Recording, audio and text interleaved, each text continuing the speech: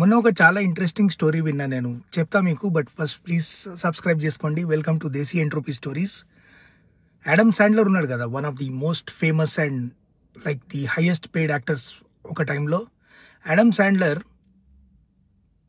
Studied at NYU, New York university, at టిష్ school of media are arts ఏదో ఉంటుంది.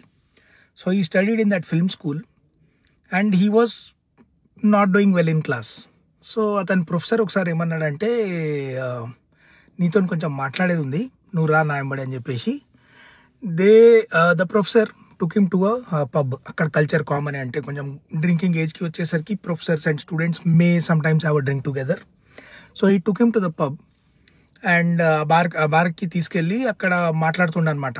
And మెల్లగా ఒక బియర్ అది ఆర్డర్ చేసి చెప్పిండు, బాస్ యాడమ్, ఐ థింక్ నీలో ఎక్కువ టాలెంట్ లేదు, I don't see much potential, ఎక్కువ సీన్ లేదు నీకు, బేసికలీ నువ్వు వేరేదేదని చూసుకో. అక్కడితోనే అయిపోయిందా? Adam Sandler left NYU, he graduated, went to Los Angeles and started acting trials and he finally made it. మెల్లమెల్లగా చిన్న చిన్న రోల్స్ చేసుకుంటా, కామెడీ అది ఇది చేసుకుంటా, he made it very big.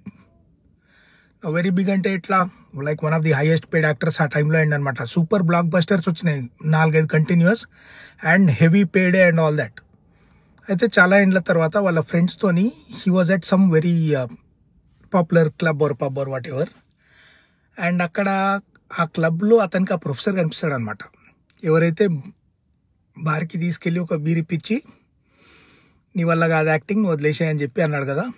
Then he says you should just leave and find something else అని చెప్పి అంటాడు కదా. ఆ ప్రొఫెసర్ కనిపిస్తాడు. యాడమ్ శాండ్లర్ దగ్గర ఒక బ్రిలియంట్ ఆపర్చునిటీ ఉంది. He could have told the professor on his face, నువ్వు అన్నావు నా వల్ల ఏం కాదని, ఇప్పుడు చూడరా నేను ఇంత పెద్ద యాక్టర్ అయినా, ఇంత మిలియనర్ అయినా, అది ఇది అని చెప్పి ఈ కుడ్ హ్యావ్ డన్ 100 థింగ్స్. కానీ అట్లా ఏం చేయలే ఆయన. ఏం చేసిండు తెలుసా? He took the professor to his friends, introduced him to everyone and said, guys, this is the only professor in my life who bought me a beer అని చెప్పి అన్నాడు. That is complete greatness. It is very important to be gracious in victory and in loss. కానీ ఇంత success వచ్చిన తర్వాత కూడా he was able to maintain that grace. దీంట్లో మనం చాలా నేర్చుకోవడానికి ఉంది. So I hope you like this story. And subscribe if you have not. Thank you.